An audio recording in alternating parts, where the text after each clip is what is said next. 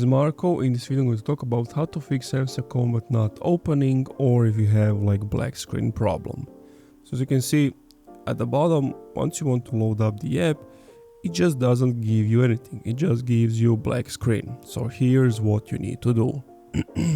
So whether you're on your iOS or Android, the first thing you want to do is go to App Store or Google Play Store, and you want to update Telegram. So you want to make sure that Telegram is updated to the latest version. If that still doesn't work, then I recommend you that before you reinstall Telegram, back up all the data, delete Telegram and reinstall it once again. And if that also doesn't work, just reach out to Telegram support or to Hamster Kombat support to see what you can do differently. And that's it. Thank you for watching this video. If you enjoyed, leave a like, comment, subscribe.